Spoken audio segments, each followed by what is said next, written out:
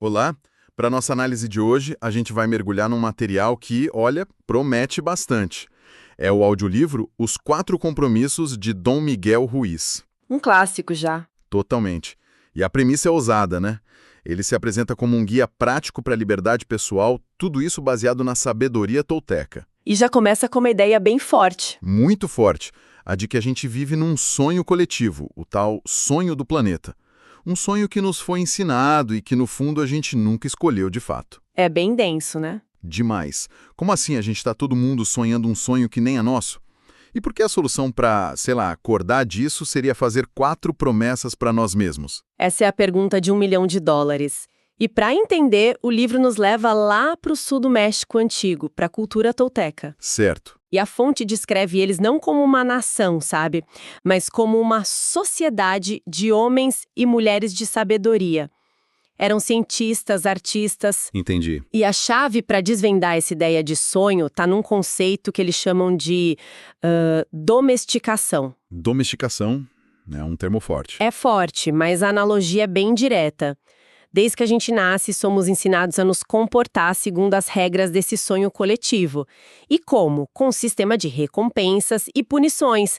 É muito parecido com o adestramento de um animal, sabe? Nossa, é quase como se, para a gente ser aceita, a gente precisasse aprender a sentar, rolar e dar a pata socialmente. Exato. O livro até dá o exemplo das crianças competindo pela atenção dos pais, dos professores. Desde cedo a gente aprende que o nosso eu autêntico talvez não seja o suficiente. E aí a gente começa a criar uma persona. Isso, a gente começa a fingir ser o que não somos só para ganhar a recompensa do afeto, da aprovação. Exatamente. E essa performance constante, ela nos fragmenta por dentro. O processo de domesticação instala na nossa mente o que o autor chama de livro da lei. Um livro da lei? Tipo um código de conduta interno? Perfeito. Um código inflexível. E com ele vem 2 personagens que governam nossa mente. O juiz, que é aquela voz interna que nos pune sem dó por qualquer desvio. E a vítima? Isso. A vítima, que é a parte de nós que acredita que merece essa punição, é a que carrega toda a culpa, toda a vergonha. Então essa tal domesticação não é só sobre aprender regras. É sobre construir as paredes da nossa própria prisão mental. E a gente vira o guarda e o prisioneiro ao mesmo tempo. Exatamente. O resultado é que a gente passa a vida com medo. Medo de não ser bom o suficiente. Medo de ser julgado. E essa performance toda para agradar o juiz, tanto interno quanto externo, gera um caos mental que o livro descreve com uma palavra ótima, mitote. Essa imagem do mitote é muito, muito poderosa.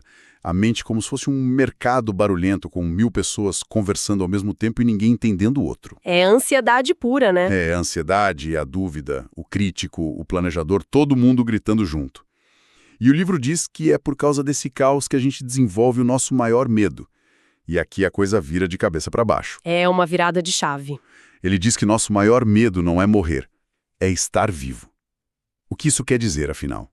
Ter medo de viver. Significa ter medo de expressar quem a gente realmente é. Pensa bem, se desde criança a gente aprende que ser autêntico pode levar à rejeição, à punição, viver plenamente se torna um risco. Faz sentido. E o resultado disso, segundo a fonte, é devastador. Ele chega a afirmar que 95% das crenças que a gente tem no nosso livro da lei são, na verdade, mentiras que a gente internalizou. Peraí, 95%? Esse número é chocante. É para levar ao pé da letra ou é mais tipo uma hipérbole para mostrar o quanto a gente está condicionado? É uma ótima pergunta. Provavelmente é uma hipérbole, mas o ponto é muito forte. Não se trata de mentira no sentido de fato incorreto, mas de acordos e crenças que não são nossas verdades, sabe? Entendi. São ideias que a gente absorveu. Exato. Ideias sobre nosso valor, nossas capacidades, sobre o que é certo e errado, sem nunca ter tido a chance de escolher. E é nesse solo de crenças falsas que o livro diz que prospera um parasita. Um parasita. É, o complexo juiz-vítima, que se alimenta das emoções negativas geradas pelo medo. Certo, então o diagnóstico é meio sombrio. A gente está domesticado, vivendo um sonho que não é nosso, com um parasita mental se alimentando do nosso medo. Mas o livro também oferece um tratamento, né? Um kit de ferramentas. Sim, e é aqui que a coisa começa a mudar. São 4 instrumentos para lutar contra esse parasita. Então vamos abrir essa caixa. Qual é o primeiro compromisso? O primeiro é talvez o mais fundamental de todos. Seja impecável com sua palavra. Impecável com a palavra. Sim, a palavra é apresentada como a ferramenta mais poderosa que um ser humano tem. É descrita como magia, uma força que pode criar a realidade mais linda ou destruir absolutamente tudo. E para mostrar esse poder destrutivo, a fonte usa um exemplo extremo, mas muito eficaz. O de Hitler, né? Exato. Com a palavra dele usada para espalhar medo e ódio, foi capaz de manipular uma nação inteira e levar o mundo a uma guerra.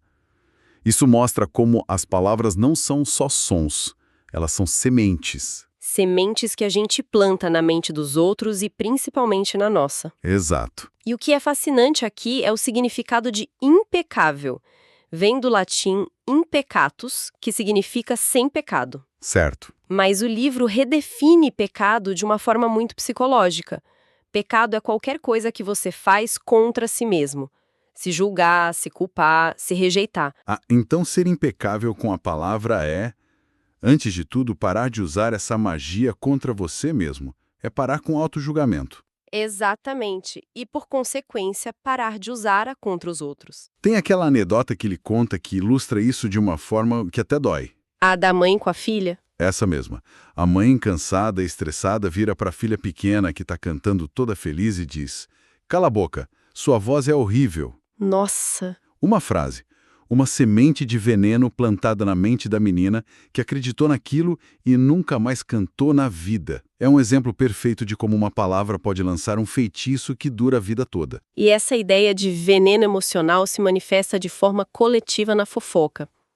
O livro faz uma analogia genial, comparando a fofoca a um vírus de computador. Como assim? Uma pequena desinformação entra na sua mente como um código malicioso e começa a corromper sua percepção. Você passa a ver as pessoas através daquele filtro distorcido e, o pior, vira um agente de contágio passando o vírus adiante. Entendi. Ser impecável é se recusar a participar dessa rede de contaminação. Mas sabe, ser tão cuidadoso assim com as palavras não corre o risco de nos levar a uma autocensura que paralisa? Aquele medo de se expressar para não dizer a coisa errada? É um ponto super válido, mas a proposta não é sobre perfeição, é sobre intenção. Ser impecável é usar a palavra com consciência do seu poder, direcionando ela para a verdade e para o amor próprio. Não é sobre nunca errar, mas sobre limpar o veneno do nosso discurso, principalmente o interno. Certo. Então, ser impecável com a palavra é sobre o que a gente emite. Mas e para se proteger do veneno que vem na nossa direção? Imagino que o próximo passo seja construir um escudo. Exatamente. E esse escudo é o segundo compromisso. Não leve nada para o lado pessoal. Ah, esse é famoso. E a premissa é simples, mas dificílima de aplicar. Nada do que os outros fazem é por sua causa. É sempre por causa deles mesmos. Cada pessoa vive no seu próprio sonho, reagindo à sua própria programação. Isso me lembra uma vez que eu recebi um e-mail de trabalho que parecia super rude. Minha primeira reação foi raiva, sabe? Me senti atacado. Normal. Mas aí eu respirei fundo e lembrei dessa ideia. Pensei, essa pessoa provavelmente está tendo um dia horrível. Essa mudança de perspectiva não mudou o e-mail, mas mudou completamente como eu me senti. Tirou o peso de mim. É a imunidade emocional. Quando você não leva para o lado pessoal, o veneno não te atinge. O que o outro diz ou faz é uma projeção da realidade dele, um reflexo do sonho dele. Não tem a ver com você. O livro diz que levar as coisas para o lado pessoal é se tornar presa fácil desses predadores, os que espalham veneno. E se libertar disso nossa, tira um peso enorme das costas. Com certeza. E isso se conecta perfeitamente com o terceiro compromisso, que é não tire conclusões. Porque, no fundo, levar para o lado pessoal é tirar a conclusão de que o comportamento do outro é sobre você, né? Exatamente isso. A gente tem uma necessidade de explicar tudo, de preencher as lacunas. E quando não temos informação, a gente inventa. Total. A gente cria histórias inteiras na nossa cabeça sobre por que alguém não respondeu a mensagem ou porque olhou de cara feia. E essas histórias quase sempre nos colocam no papel de vítima e geram um drama que só existe na nossa mente. E a solução que o livro propõe parece simples, mas exige coragem. Ter a ousadia de fazer perguntas. Perguntar. Em vez de presumir o que o outro pensa ou por que agiu de certa forma, apenas pergunte. Isso parece que resolveria 90% das brigas em qualquer relacionamento, não? A fonte ainda mais otimista. Chega a dizer que todos os problemas de relacionamento entre humanos poderiam ser resolvidos se tivéssemos uma comunicação boa e clara. Uau! Não tirar conclusões e buscar a clareza através de perguntas é a base para aquela comunicação impecável do primeiro compromisso. Juntos, eles criam um espaço de segurança, de verdade. Certo. Já temos 3 ferramentas. Uma para a nossa comunicação, uma para a nossa defesa e uma para a nossa percepção. E aí chegamos ao 4º compromisso, que parece amarrar tudo isso. Sempre dê o melhor de si. Esse compromisso é o catalisador. É ele que transforma os outros 3 num hábito. A ação é que solidifica o aprendizado. Mas a beleza dele está na nuance do que significa o seu melhor. Essa parte para mim foi libertadora. O livro deixa muito claro que o seu melhor não é um padrão fixo e inatingível. O seu melhor hoje, com saúde, com energia, é diferente do seu melhor amanhã se você estiver doente ou cansado. Exato, não é sobre perfeição. A ideia é dar 100% do que você tem disponível naquele momento. Nem mais, nem menos. Fazer mais que o seu melhor te leva à exaustão, fazer menos te leva à frustração. E a consequência prática disso é que você desarma o juízo interno. Se você sabe honestamente que deu o seu melhor naquelas circunstâncias, não tem base para o autojulgamento. A culpa perde a força. Perde totalmente. A autocrítica, a culpa, elas se dissolvem porque você fez o que era possível. A ação se torna o fim em si mesma. Isso muda a motivação, né? Você passa a agir não pela recompensa ou para evitar a punição, mas pelo prazer da própria ação. O trabalho vira um jogo, a vida vira uma expressão. Exatamente. A prática constante de dar o melhor de si em aplicar os outros 3 compromissos é o que leva à maestria. É o processo que, segundo a fonte, nos permite quebrar os velhos acordos baseados no medo. E transformar o nosso sonho do inferno. E isso, governado pelo juiz e pela vítima, em um sonho pessoal do céu. Um sonho de liberdade e autenticidade. Ok. Vamos recapitular a jornada que o livro propõe. A gente começa domesticado, vivendo num sonho coletivo que nos aprisiona no medo, com as vozes do juiz e da vítima ecoando na mente. Esse é o ponto de partida. E então surgem os 4 compromissos como um caminho prático, um manual de instruções para quebrar esses acordos e, finalmente, recuperar o poder de sonhar o nosso próprio sonho. Para a gente fechar, o livro deixa uma imagem final que eu acho muito forte. A do guerreiro. O guerreiro. O caminho tolteca nos convida a nos tornarmos guerreiros, mas não numa guerra contra outras pessoas. É uma guerra pela nossa própria independência. Uma batalha travada dentro da nossa mente, contra o parasita... Contra o juiz, a vítima, todo esse sistema. Exato, contra todo o sistema de crenças que nos foi imposto. É uma guerra pela liberdade de ser. Uma rebelião interna. Isso, pelo direito de usar nossa própria mente, de expressar nosso verdadeiro eu e de viver nossa própria vida.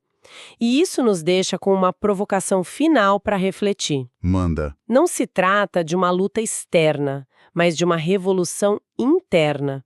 O que significaria, na prática, para cada um, declarar essa guerra pela própria liberdade a partir